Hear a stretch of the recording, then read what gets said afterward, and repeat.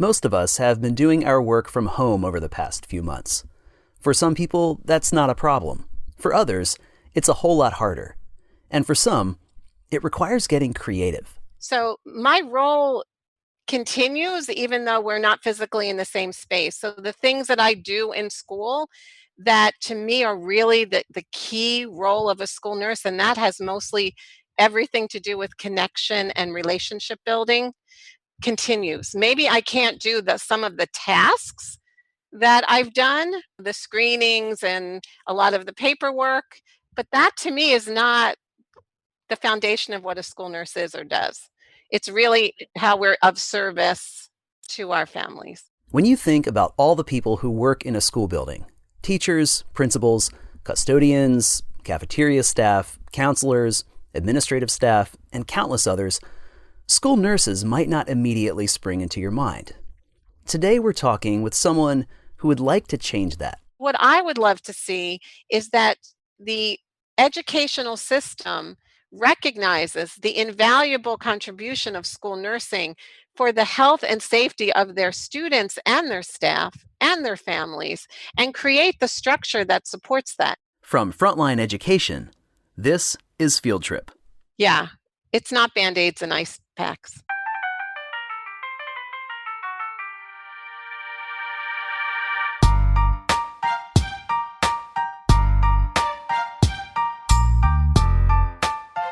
In the middle of May, I fired up Zoom to talk with Robin Cogan.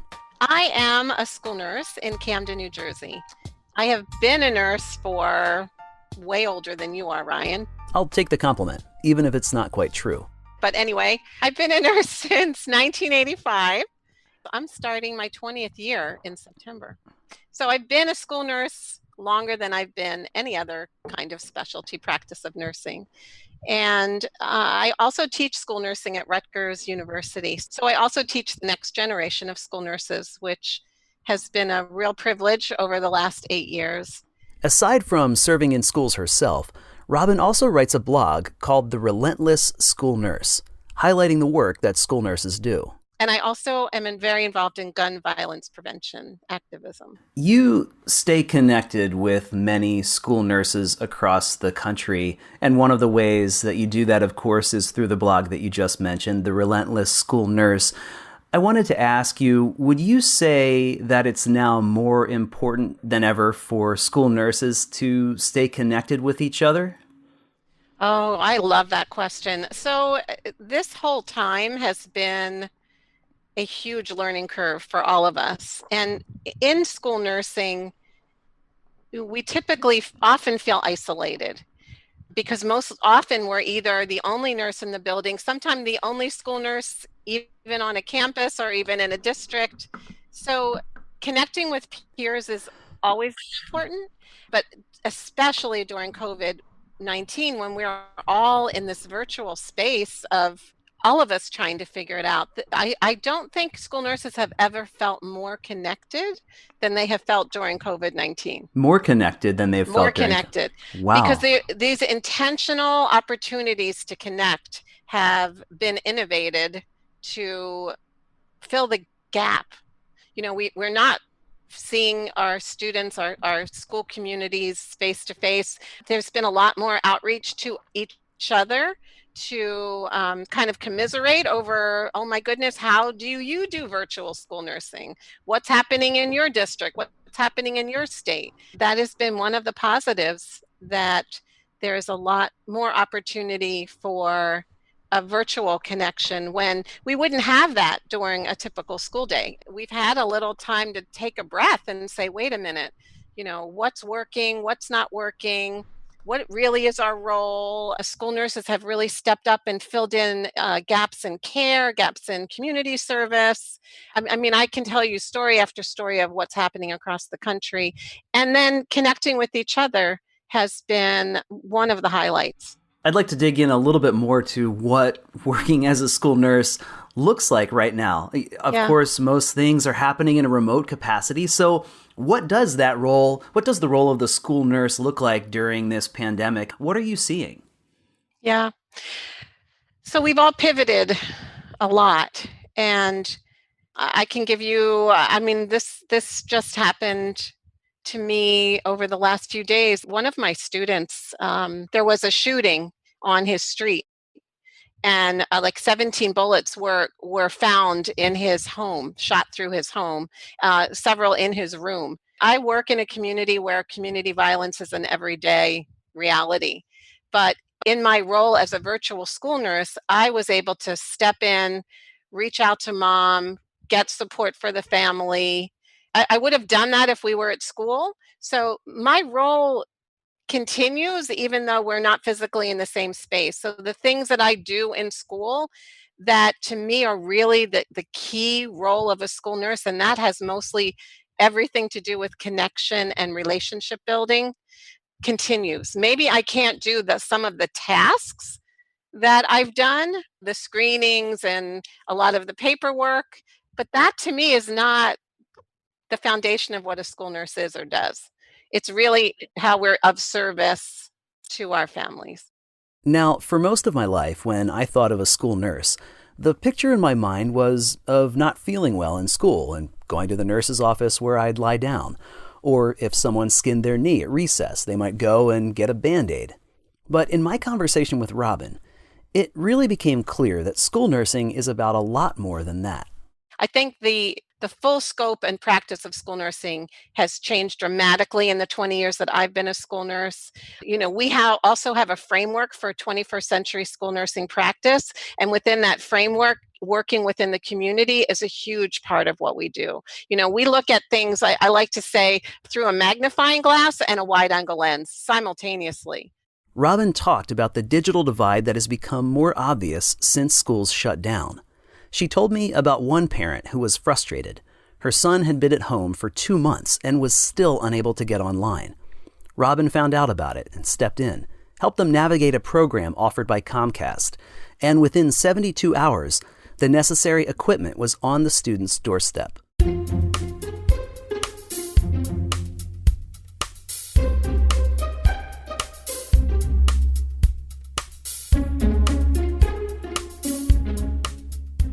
Well, let me ask you, I'm curious if you have any thoughts or advice for school nurses who might want to do more to stay connected with their students and their families during school closures. What have you found to be the most effective practices for you? Are you making calls? Are you connecting on Zoom? How are you able to effectively connect with them? Oh, I can tell stories from my health office and from what other nurses are doing. There's school nurses creating virtual health offices with all of the information that parents can tap into. Of course, they have to have access, right? There's also school nurses who are going house to house helping deliver food, staying connected that way. There are school nurses who are doing contact tracing with the health departments in their towns, knowing who's COVID positive and then doing, seeing who they have been exposed to and encouraging families to quarantine and to isolate for the public health prevention practices. I know in my own school nursing practice, I read books. I narrate books that I find, and I upload them so at least the kids can hear my voice. And some of them are about COVID-19 that I have found, and some of them are their favorite books that I read anyway to them in school. I do a Facebook Live with the parents, and that's been really helpful. What else? We're doing a virtual, we call it a community cafe. So a gathering of the parents and meeting with the parents that way, as long as they have access. So many wonderful stories. There's a school nurse created a parade through her town. She was new to that school and she really loved her new position, and she got all the teachers to decorate their cars, and they drove through her town in Rhode Island and tried to drive past the kids' houses.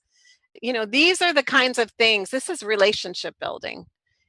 That's really what this is about. And it's happening all across the country. For me, I'm part of a local and a state reentry committee, trying to help design what reentry is going to look like because it's very complicated.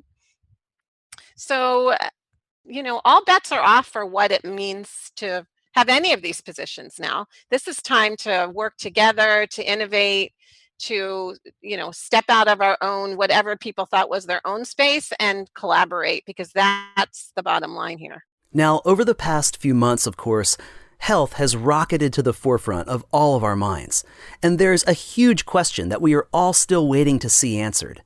How should schools reopen in the fall? Robin is the legislative co-chair on the New Jersey State School Nurse Association, and she's part of a task force looking at what that reentry will look like. Is everyone going to be wearing masks? Does that mean that's the responsibility of each school district to provide masks for thousands and thousands of children and staff every day, 180 days a year?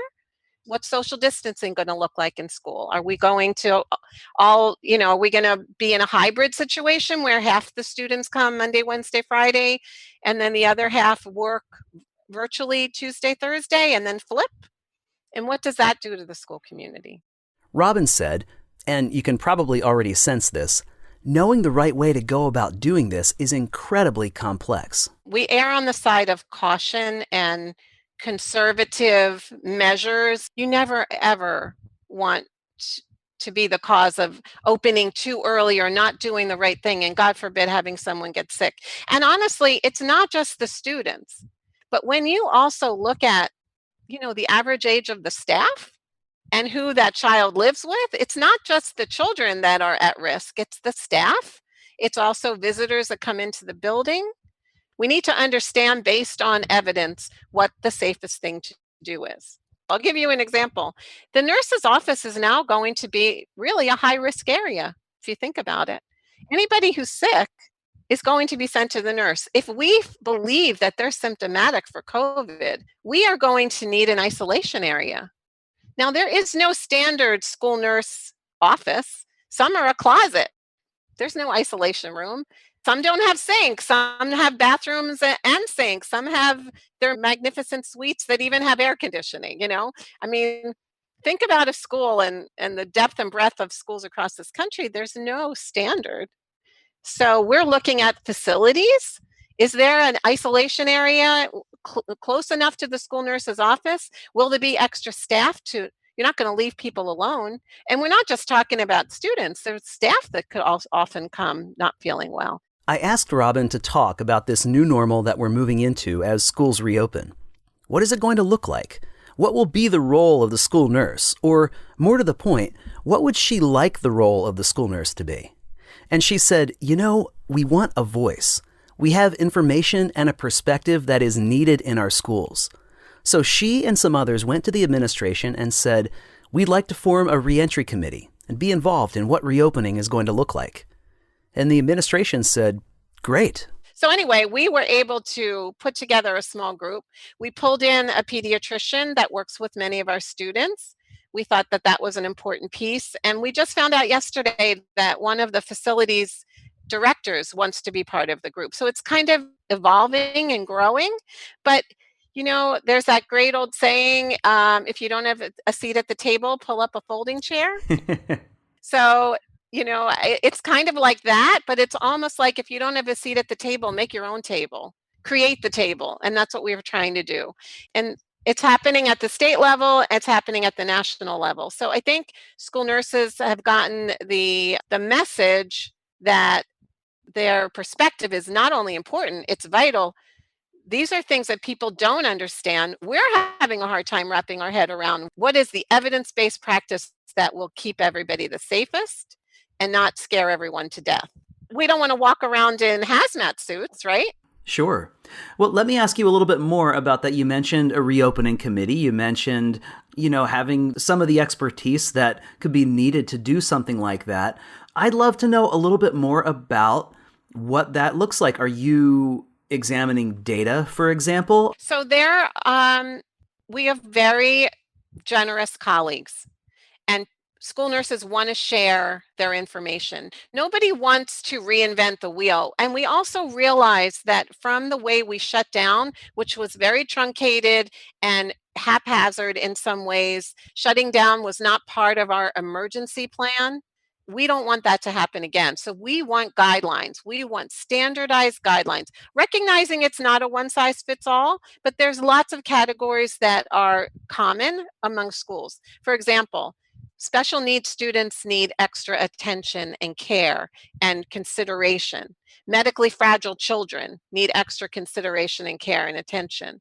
Staff of a certain age may need additional supports that they do not currently have, or additional consideration, let's say, for sick days that they may have to use.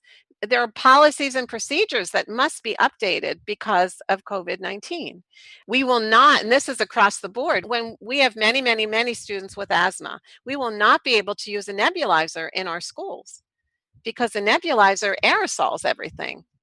So these are like the intricacies that have to be determined. What is now going to be considered our fever policy? It used to be that if you had a temperature of 100.4, you could come back to school after 24 hours with no medication, fever-free, back to school.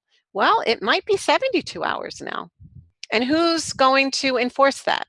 And are we taking temperatures every day of every single person that comes in the building? That doesn't sound feasible.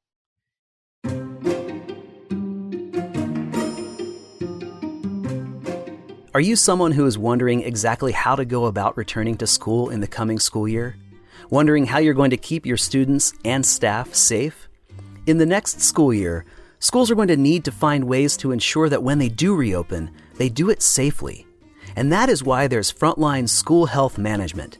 It's a comprehensive electronic health record system for schools with new functionality that allows schools to gather data on those affected by COVID-19 to make data-driven decisions about school openings and closures, whether during the current outbreak or any future flare-up. Frontline School Health Management helps you easily collect and keep track of health data on students, families, and staff, information on symptoms, testing, immunity, and more. Plus, it can help you educate your staff and implement policies to increase safety, provide comprehensive tracking and reporting, and support mental and behavioral health care for students. For more information on Frontline School Health Management, visit frontlineeducation.com/health.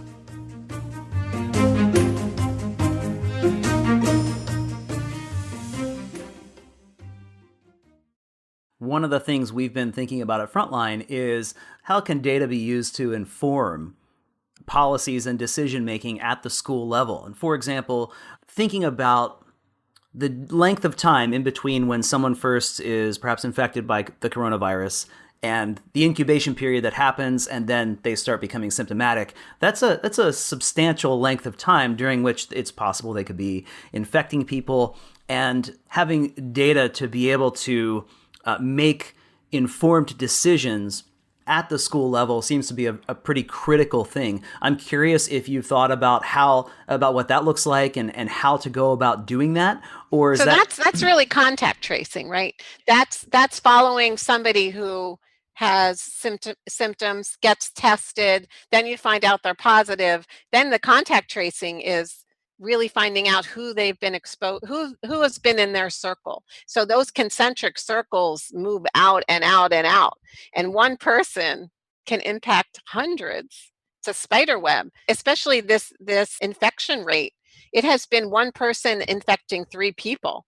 It's gone down a little bit, they believe, but initially the infection rate, that's why the spread was so huge. We've done a much better job of social isolating and staying home and quarantining and isolating. But that is a key thing, testing and contact tracing. And honestly, those things are not clear yet either. These are the unknowns of that we're waiting to hear the true guidance. You know, even the AAP, the American Academy of Pediatrics, just released their guidelines for returning to school. And they were also vague because they were waiting based on what the CDC is going to tell the Department of Health, which will then tell the local departments of health. So we're a little bit handcuffed in some of this until we get the most up-to-date information. And on the other piece of that, things about COVID, they seem to change almost daily. So recognizing that reality, as well as the reality that schools are watching time go by and being forced to make decisions or at least plans for what comes next. What resources do you think will allow school nurses to help safely guide that reopening process, is there anything that nurses can do now or over the summer maybe to help prepare them for some schools possibly reopening in the fall? Well, we're already very, very entrenched in creating these documents, these recommendations.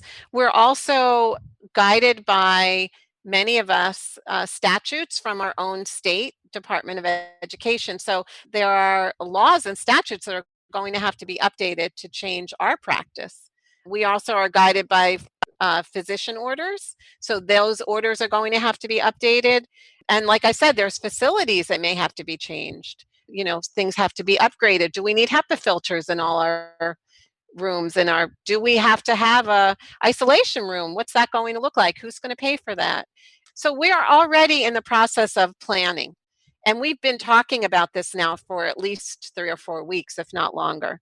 Robin also said she would love to see more school nurse consultants at the state level, at the Department of Education or Department of Health, to help drive these conversations and create unified policies and procedures in the state. Because, she said, even though we've dealt with outbreaks of various diseases before, this is a whole new ballgame. We're doing the best we can by reaching out, pulling our network in, consulting with, these stakeholders that we've spent a long time creating relationships with, who have really come forward to help us, because our pediatricians are in the same boat. This is also unknown. Even when we lived through H1N1, and I was a school nurse during that, within a very short time we had a vaccine. So our biggest issue was setting up vaccine clinics. We were not talking about social distancing. Schools were not closed for months at a time. We had an answer. Our big thing was educating people about the importance of the H1N1, which is now part of everyone's flu shot, right? So a lot of what we do is public health work. But in this case, what are we asking for? We don't have a vaccine. We don't really even have a treatment. It's prevention. It's isolation. It's all the things that are also quite disturbing and depressing and creating trauma and adding to kind of this malaise of feeling unsafe. I mean, I don't know how I feel about going back to school. I'll be completely honest with you. I turned 60 in a month. And so I am about to enter that kind of high risk age group. The National Association of School Nurses has recommended that data collection is needed before, during, and after reentry as we move into this phase. And I wanted to ask you, do you think collecting that data is going to be maybe more challenging than it might have been in the past? Well, we have to go, we need evidence. I believe in the N of one. I do. I think there's a lot to be said about the N of one, but we also need the quantitative data to go along with the qualitative data. Collecting data is nobody wants to do that, right? It's not fun. But in this case, I think if we can collect it in a way that we know the information is going to be not just shelved somewhere, but used, actionable, meaningful. And I'm not saying NASA ever did that, because they've been really hoping that we can have like a national data set. But what are we collecting? What's important for us to collect, I think, is really the big key. And if it could be done in a way that was not burdensome, that would be super helpful. Sometimes, there's still school nurses that don't have electronic health records, that can't pull reports, that they're still doing everything by hand. We're all over the place in terms of school nursing. That the fact that they're still writing immunization records by hand on a cardstock, when we should all be using electronic records and sharing them appropriately and getting our information directly from the physician and not making the parent be the mediary, is something that, if anything, COVID shows us that, technology is vitally important for all aspects of what we provide as well. There have been enough barriers put up around using technology in school health. It needs to end. Especially, I'm looking at all my kids who need immunizations. Infants and toddlers have had their immunizations over this time, and now practices are opening up for older kids to catch up. But this catch up is going to take a long time. A long time. Aside from questions about what school will look like in the fall, Robin said that the way the virus has put stress on our system shines a light on so many other looming issues like inequity and racial injustice. Issues that we've known are there, but that become even more visible. I mean, I live 13 miles from where I work. It's a very different world. And my students should not have to struggle to get internet access. They should not have to struggle to have a hotspot. They deserve the same things my kids had growing up. It just shows you, people struggle, and then when you add chaos and confusion onto the struggle, it's very self-defeating. My parents are resourceful. I think most of them have done a tremendous job during this time, but everyone's tired. There are days that people feel really, really down because we don't know. I mean, it's feeling safe. It's feeling unsafe. This is all about safety. So, what would it take for school nurses to take more of a leadership role in the K-12 community? Robin had a couple of ideas. Structures that allow them to be upwardly mobile in their career paths, so they don't necessarily always have the exact same job throughout their entire careers. And more broadly, she'd love to see school nurses recognized more for what they bring. What I would love to see is that the educational system recognizes the invaluable contribution of school nursing for the health and safety of their students and their staff and their families, and create the structure that supports that. I don't want to be treated like the locksmith that you only remember me when you get locked out of the house, and then, boy, you better be there because I need to get back in the house, right? We do so much more than that, but we haven't been very good at telling people what we do. And that's like a weird nursing DNA weirdness that we need to get over. So I decided to create this blog so that people could read really what we do. Well, let me ask you, top 5. Let's do a top 5 here because a lot of our listeners are not school nurses. They're people in other aspects of district and school administration. Top 5 things that you would say, here's how school nurses bring value to the organization that maybe aren't visible to people who are outside of the department. Great. Okay, I'm ready. Ready? Yeah, top go for 5. it. Okay. So I wonder if the listeners of this podcast, and I do appreciate you having me, know that school nurses spend up to 35% of our time on mental health issues. 35%. That's 35%. Wow. Yeah, that's a lot. On mental health issues. And that's not just the kids. Mental health issues for not just students but staff as well, or well, that parameter is for kids, but we also, in addition, support the staff. I see. Okay. Right? Mental health. That's a big one. That's a huge one. And I think that's not something that most people would even think about, but we do. And when our kids are dysregulated, which they often are, often the adults are dysregulated.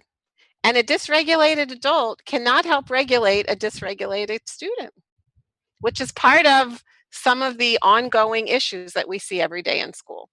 It's like Groundhog Day sometimes, right? We know which adult and which student they're going to have issues that day. We do. So there are things that school nurses know because of what comes through our office that, yes, we do need to be confidential, but there are ways of sharing information without giving personal identifiable health information that can be very helpful to a school. If nothing else, in a school, the school nurse's office is the safe place to land, right? We don't give grades, we don't give punishments. We're really there to support the school community. I really want people to understand that. And our role is beyond the walls of our health office. A really impactful school nurse is working within the community too, embedded in that community, really a part of the bigger picture. And I think, we're underutilized in terms of what the value that we bring. It's from a lack of understanding, a lack or an assumption of what we do. I mean, as a school nurse, I have taken care of family members who are across the street from school, a bedridden grandfather. We do so much care coordination, connecting families to services and not just handing them a phone number, sitting with them, making those appointments, explaining, getting, if they need help with translation, getting those translation services. Robin said she has worked with undocumented students who were dealing with medical issues and helped them navigate the system, understand what kind of assistance or care they were eligible for. Or she shared about one student, quite young, who was taking food home for her family in her pockets. So we got together and we created a food pantry. And, these are like the unsung things that people don't know about. So I asked you for top five. I'm not sure if that was 1, 2, 3, or 4.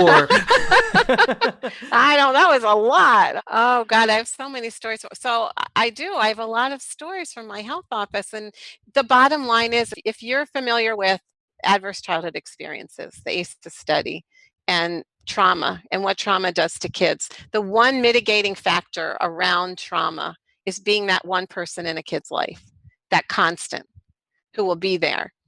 That, to me, is one of the gifts of school nursing, that we can be that adult, that constant person for that student. Robin told the story of another student, a boy who had a really difficult home situation. He would ride his bike to school, and one day it was pouring rain. So when he got to school, his clothes were soaked. She said, "Here, I'll give you something to wear, and let's dry your clothes." And while his clothes were drying, he sat in her office and they just talked.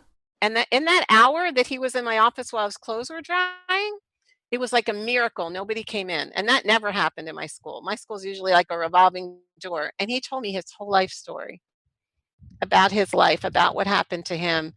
And, I'll never forget that conversation. And I hope he never forgets that I listened to him. He went on to leave the school and they socially promoted him, but once in a while I do hear from him. Still. And yeah, because those are those moments, right? Those are those moments. So anyway, yeah, it's not Band-Aids and ice packs. Yeah, that's great.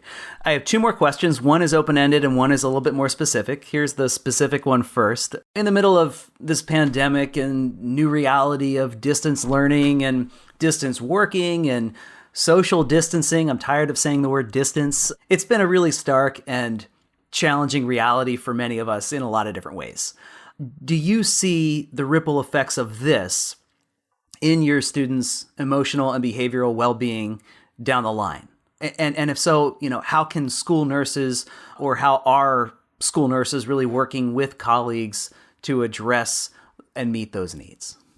I see it today. Today, there was a parent posted a message from their child, and the message was, I have it on my phone. I think I took a picture of it. This was the message from the parent. She used the little girl's name, but I won't. She cried herself to sleep last night, asking why she couldn't go to school. She cried with so much hurt. It broke my heart. She asked for her teachers and asked to play with her friends. She cries when we have to put her mask on. Mom, please, I don't want to wear this. This is affecting her, and I can't help but try to help her understand why things are so different. That's school nursing. How do you respond to that? What do you find is the best way to deal with that? Well, I think one way is supporting mom and just giving her a lot of credit for sharing. And I did reach out to mom, and I found a book called The Sewing Lesson. And this book, people are so generous, I have to tell you. This book is about COVID. This woman just wrote this book and she's made it open access. And I taped it, and I'm going to send it to them because it's about a little girl whose mom is sewing masks to help the helpers. And it's a beautiful story. And it talks about the little girl didn't want to wear a mask, and it was scritchy and scratchy, and she didn't like how it looked. And then her mom made her a pink mask, and then her mom also wore a mask, and they went out and they saw the flowers, and she forgot she even had the mask on. And it's just a beautiful story. So that's what I hope helps momentarily. Being heard and saying what is, this is hard. When we meet with the parents, we say, you're doing a great job because this is really hard. And we're going to get through this, but none of us know where this is going. We can't make predictions, and that makes things feel really uneasy. And we can't promise anything right now, right? We don't know. But we know we'll be there. We know that they're not alone. We know that we have a school community that cares about each other. Last question is this. Knowing that the people who listen to this podcast might be superintendents and HR directors and principals and people in instruction, is there one thing you would like to say or that you want them to know about school nursing, about what you need, about what you hope the future is going to look like over the next 6 to 12 months? Yeah. I would encourage, even in the midst of their busyness, reach out to your school nurse and invite that person to be part of your reentry team if they are not already. Understand that their nursing perspective, you need that nursing lens right now for things that you may not have thought about, that only the nurse will have that kind of inside information. And spending time really working on those relationships will pay off tenfold. I can't tell you the impact of what that would mean if the superintendent reached out personally to the school nurse and said, I need your help. Because we're helpers. We'll be there. Robin Kogan is a school nurse in Camden, New Jersey. She writes a blog called The Relentless School Nurse. Field Trip is a podcast from Frontline Education. Frontline is a leading provider of school administrative software, making it easier for you to manage your district even when you're operating virtually. For more information, visit frontlineeducation.com/fieldtrippodcast. For Frontline Education, I'm Ryan Estes. Thanks for listening and have a great day.